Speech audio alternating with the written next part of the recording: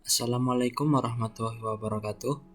Perkenalkan, saya Agus Amiruddin, peserta Latsar CPNS 2021 Angkatan 18, akan menjelaskan tentang nilai-nilai dasar ASN.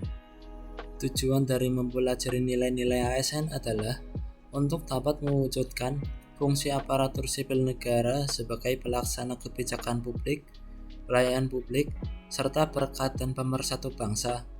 Maka diperlukan ASN yang profesional, kompeten, dan berintegritas yang berkarakter.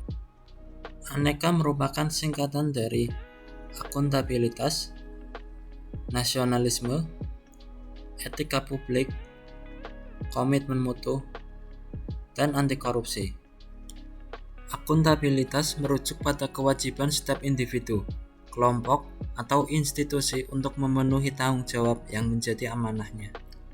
Untuk menciptakan lingkungan organisasi yang akuntabel, maka diperlukan beberapa aspek yang merupakan indikator dari nilai dasar akuntabilitas, antara lain kepemimpinan, transparansi, kejelasan, tanggung jawab, integritas, kepercayaan, keseimbangan, dan konsistensi.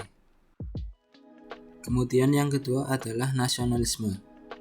Nasionalisme adalah pemahaman mengenai nilai-nilai kebangsaan. Nasionalisme memiliki pokok kekuatan dalam menilai kecintaan individu terhadap bangsanya. Salah satu cara untuk menumbuhkan semangat nasionalisme adalah dengan menanamkan dan mengamalkan nilai-nilai Pancasila yang terdiri dari ketuhanan, kemanusiaan, persatuan, kerakyatan, dan keadilan sosial. Yang ketiga adalah etika publik.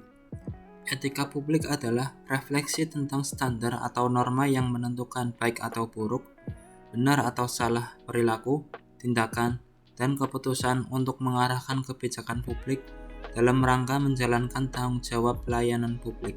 Kode etik dan kode perilaku bertujuan untuk menjaga martabat dan kehormatan ASN. Nilai-nilai yang ada di dalam etika publik diantaranya yaitu jujur, sopan, tulus, terbuka, bersifat hormat, transparan, tidak diskriminatif, dan bertanggung jawab terhadap negara.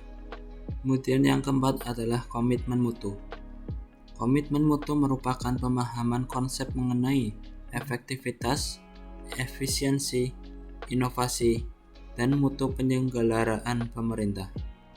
Efektivitas merupakan sejauh mana sebuah organisasi dapat mencapai tujuan yang ditetapkan. Sementara efisien merupakan jumlah sumber daya yang digunakan untuk mencapai tujuan organisasi. Efisien ditentukan oleh berapa banyak bahan baku, biaya, dan tenaga yang dibutuhkan untuk mencapai sebuah tujuan. Dari kedua definisi tersebut, dapat disimpulkan bahwa karakteristik utama yang dijadikan dasar untuk mengukur tingkat efektivitas adalah ketercapaian target yang telah direncanakan, baik dilihat dari capaian jumlah maupun mutu hasil kerja, sehingga dapat memberikan kepuasan. Sedangkan tingkat efisiensi diukur dari penghematan biaya, waktu, tenaga, dan pikiran dalam menyelesaikan kegiatan. Sementara inovasi muncul karena adanya dorongan kebutuhan organisasi atau perusahaan untuk beradaptasi dengan tuntutan perubahan yang terjadi di sekitarnya. Di sisi lain, mutu merupakan suatu kondisi dinamis berkaitan dengan produk, jasa, manusia, proses, dan lingkungan yang sesuai atau bahkan melebihi harapan konsumen atau pengguna. Kemudian yang terakhir adalah anti korupsi.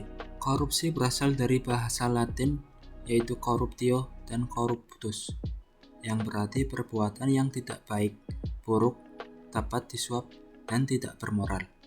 Sedangkan tindak pidana korupsi berarti tindakan melanggar hukum yang dilakukan secara sengaja maupun tidak sengaja oleh seseorang atau sekelompok orang yang dapat dipertanggungjawabkan oleh peraturan perundang-undangan. Anti korupsi dapat diidentifikasi dalam 9 nilai yang terdiri dari nilai-nilai anti korupsi.